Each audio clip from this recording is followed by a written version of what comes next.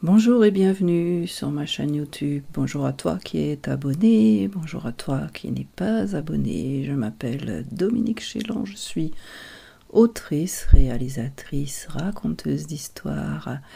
Je raconte des histoires, comme tout le monde peut-être, alors sont-elles vraies ou pas?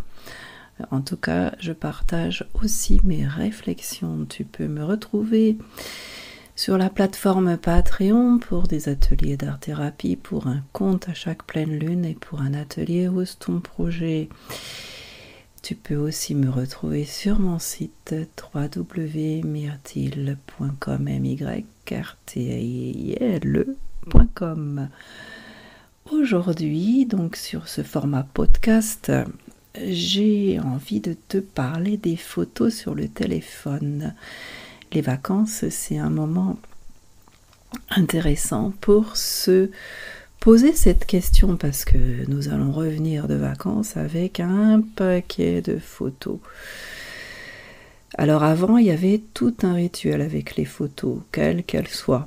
Je dis avant, quand elles étaient en papier. Non pas que je veuille faire l'apologie du bon vieux temps, parce que bon est une illusion, une vue de l'esprit, c'est juste la perte de notre enfant intérieur. Donc, quand les photos étaient dans les albums, sur papier ou sous forme de diapositives, et c'est valable aussi pour les films avec la pellicule, tout un rituel, toute une cérémonie se mettait en place pour les regarder, bien sûr. Et même en imprimant des albums aujourd'hui, c'est pas pareil. La dernière fois que j'ai montré un de mes albums imprimés à quelqu'un, du coup nous étions debout et la personne avait oublié ses lunettes. Donc je ne sais pas trop ce qu'elle a vu. Donc revenons à ces moments où les photos étaient dans des albums ou projetées sur écran.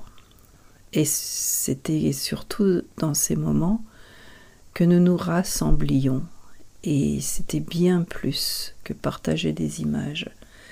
C'était des souvenirs, des émotions.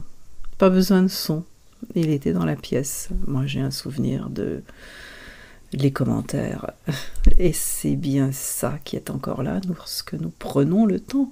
Oui, ça existe encore.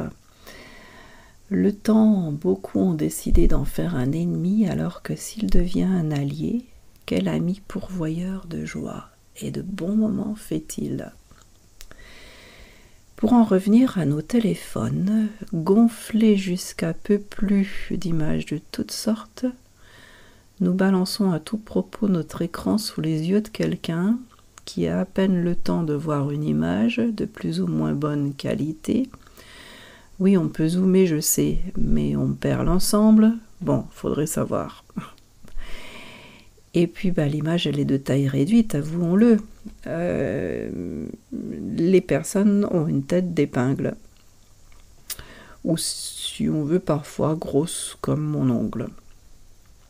Donc ces images que les gens vous balancent dans la figure à tout moment, parfois elles sont pas demandées,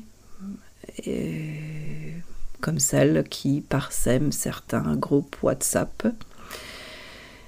Et ce groupe WhatsApp dépasse son rôle purement informatif. Moi, ça m'agresse, parfois, je l'avoue.